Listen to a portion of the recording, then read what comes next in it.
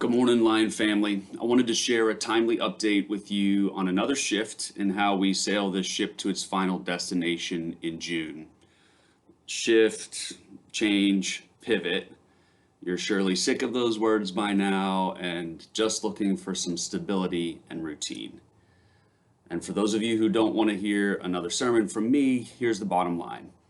I was told on Friday by my boss that I need to put out a survey today to all in-person families to determine if they would like to start 4 days a week in person, starting next week, in addition to the 67 that we identified and invited. Now, if you want to continue hearing the whole story, continue watching. Prior to spring break, I was under the impression that as a building principal, I would get to determine the scale of this phase of our return that has adjusted based on new CDC guidance for social distancing between students being 3 feet instead of 6. Principals were told that we could use the MTSS process to identify targeted students and could determine whether or not to survey the community. Following the break, on Monday, that clarity was blurred with the letter that was sent out to the community that while listing out all of the constraints made it seem that the option would be wider for a 4-day return to families than just an MTSS process. Dr. Brabrand explained that we needed to restore trust in public education by returning strong, and we needed to persuade families who have left to return home next fall. I decided to hold the line based on our cafeteria capacity, large number of staff teaching from home, and the change fatigue that we would all feel by ramping up further participation. A couple weeks went by, and on Friday I had a scheduled call with our regional assistant superintendent, Jay Pearson, and I told him that with 42% of our students back 2 days a week, and based on our cafeteria capacity, our plan consisted of the 15 ESOL and SPED students that we had already invited 4 days a week earlier, prior to spring break, as well as adding 67 of the identified students that I had told you all we would be inviting. Jay told me that we should not let our cafeteria space be an obstacle and to utilize additional spaces if necessary. I told him that I had 25 additional students on our list that we could add and invite, taking our total number up to 107, including those 15 ESOL and SPED students that were already here. And he still recommended that we put out a survey to the community so that they could see we were making every attempt to use the capacity of space in our building. Schools that have surveyed their families already, I've spoken with my colleagues, have seen about a 50% acceptance rate of 2-day students shifting up to 4 days a week. And we are not surveying and inviting virtual families. And in fact, I anticipate upon hearing this increased capacity that some of our in-person students may decide to switch back to all virtual. But currently we have between 225 and 235 or 40 students per day on paper in the building.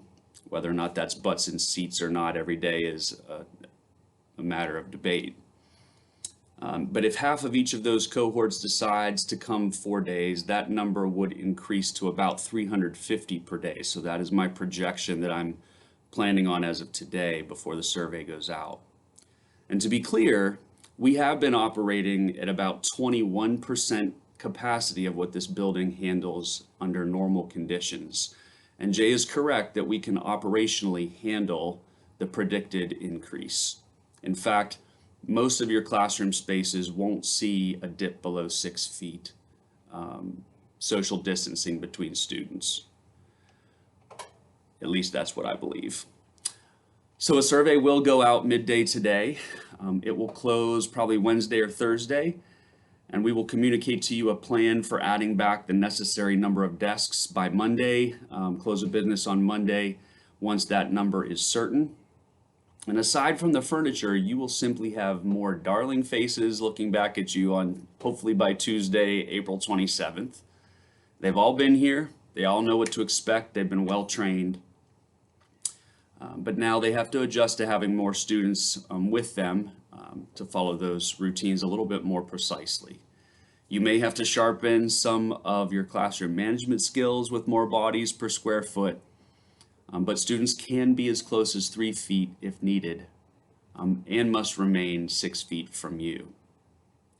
Students will not eat in your classroom. No way, no how. Not going to have it. I'll figure something else out. We think we can most likely be able to fit most of them in the cafeteria, with possibly opening up the stage or spaces in the lecture hall with additional supervision.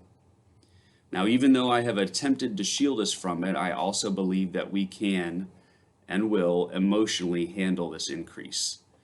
We have been resilient in the face of larger obstacles before. The question is, what story will we tell ourselves about this latest shift? Are our gas tanks actually on empty at this time of the year? And is this change entirely outside of our control? Or have we strengthened our muscles for adjusting to unforeseen circumstances, such that we are better able to adapt and control how we respond? Now, I'm not sure if the saying that 10% of what happens to us is outside of our control and 90% of what happens to us is what is inside our control, whether or not that's mathematically accurate or not. But what I am confident about is that in any circumstance, we always have choices, not only in how we respond, but how we behave and how we treat each other. These kids do need us, and we do have a deep well from which to give to them the love, the care, and the support that educators always provide. This is our job, teaching kids face to face. It's what we do. Adapt, abide, and overcome.